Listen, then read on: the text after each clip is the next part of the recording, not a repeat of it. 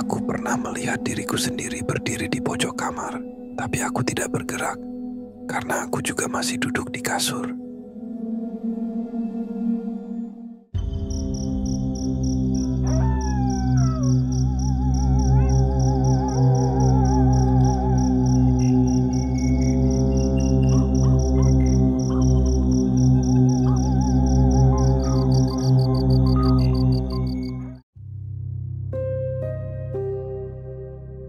Namaku Raffi.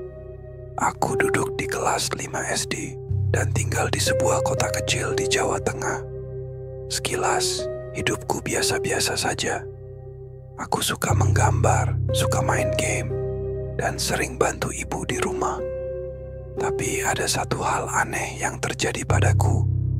Sesuatu yang tidak bisa aku lupakan sampai sekarang. Semuanya berawal dari malam itu. Malam saat aku mimpi aneh tentang sebuah pintu. Malam itu aku tidur lebih cepat dari biasanya. Badanku capek karena siangnya aku bantu bapak angkat barang-barang di gudang. Tapi waktu aku tertidur, aku langsung merasa aneh.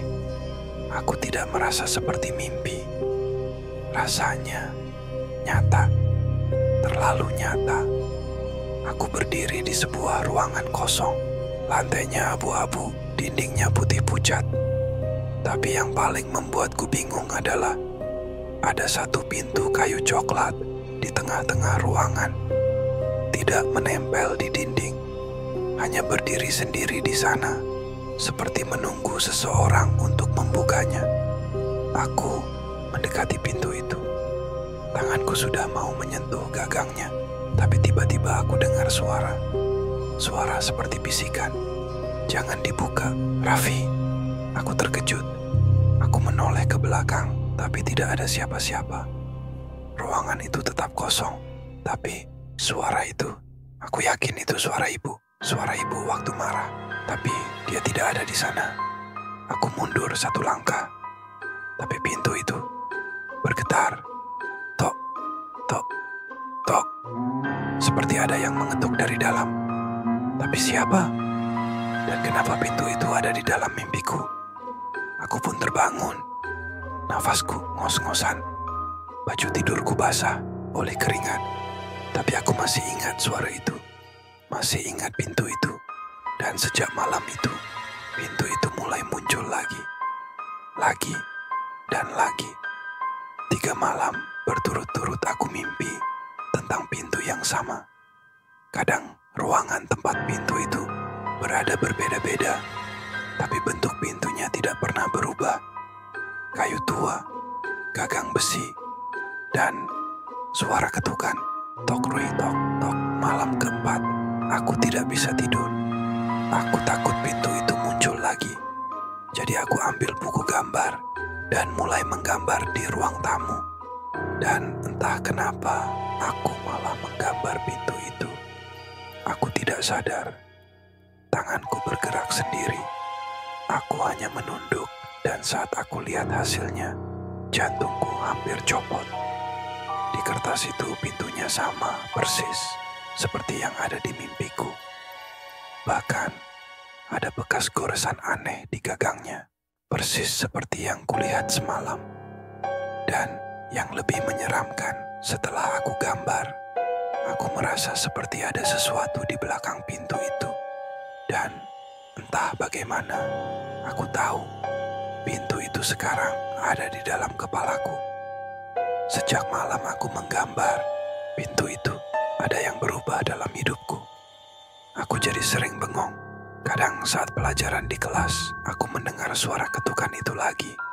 Tok, tok, tok. Aku menoleh ke kiri. Teman-temanku sedang menulis. Tidak ada yang memperhatikan suara itu. Tapi aku dengar jelas sekali. Seperti berasal dari dalam kepalaku sendiri. Aku coba bilang ke ibu. "Ibu, Raffi sering dengar suara ketukan di kepala. Kayak ada pintu di dalam kepala Raffi." Ibu hanya menatapku lama, lalu memelukku. "Kamu kecapekan, Nak. Nanti malam coba ibu bacain doa." Tapi masalahnya bukan cuma suara. Aku mulai melihat hal-hal aneh. Bayangan di kaca jendela yang bergerak sendiri. Wajah orang-orang yang berubah saat aku berkedip. Dan yang paling menyeramkan, aku mulai melihat diriku sendiri. Aku berdiri di kamar.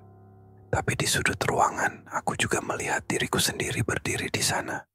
Diam, menatapku, dan dia tersenyum. Aku sudah tidak tahan lagi. Malam itu, aku berkata dalam hati, kalau pintu ini benar-benar ada di kepala, aku akan membukanya. Dan seperti menjawab ucapanku, aku langsung tertidur.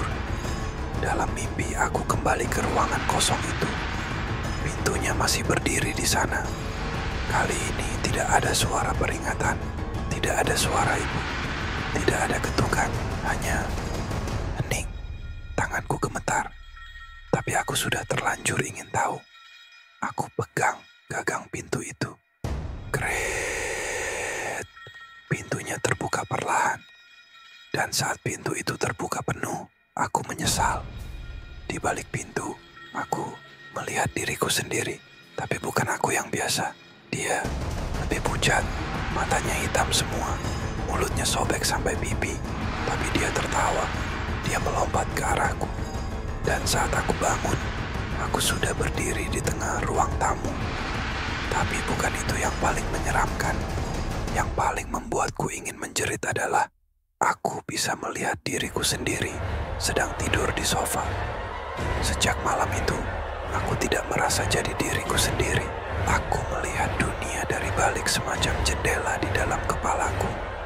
Tapi tubuhku bergerak sendiri. Tubuhku dikendalikan oleh aku yang keluar dari balik pintu. Dia bicara seperti aku, makan seperti aku. Tapi aku tahu, dia bukan aku.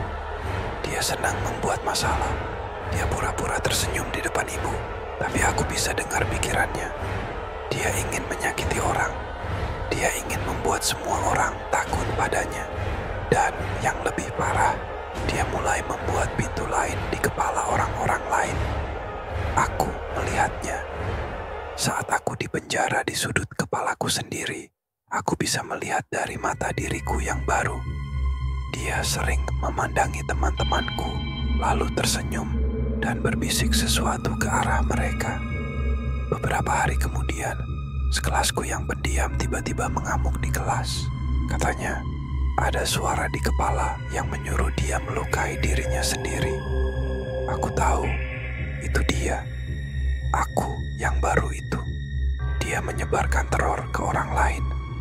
Aku tidak mau menyerah. Dalam penjara pikiranku, aku terus memanggil diriku sendiri. Raffi, bangun. Kamu yang asli. Aku berteriak, menjerit, setiap malam. Sampai suatu malam, aku memasuki ruangan kosong itu lagi. Tapi pintunya tertutup rapat dan digembok.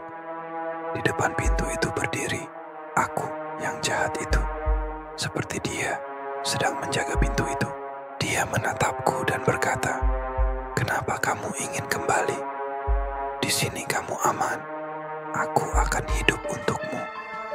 Aku menatap dia balik, lalu berkata, "Bukan kamu yang hidup untukku, tapi aku yang akan ambil hidupku kembali." Aku berlari ke arahnya. Dia mendorongku, tapi aku lawan. Aku tendang pintu itu. Gemboknya pecah. Dan saat pintu itu terbuka, semua cahaya masuk. Aku merasa ditarik keluar, dan aku terbangun. Saat aku membuka mata, aku melihat ibu di sampingku. Dia menangis sambil memelukku. "Kamu sudah sadar, Nak?" "Alhamdulillah." Katanya aku pingsan selama 2 hari. Kata dokter, aku kelelahan dan mungkin mengalami mimpi buruk yang sangat berat. Tapi aku tahu, itu bukan mimpi. Aku kembali jadi diriku sendiri. Tapi kadang, saat aku sendirian, aku bisa dengar suara kecil di dalam kepala. Tok, tok, tok. Aku tidak menjawab.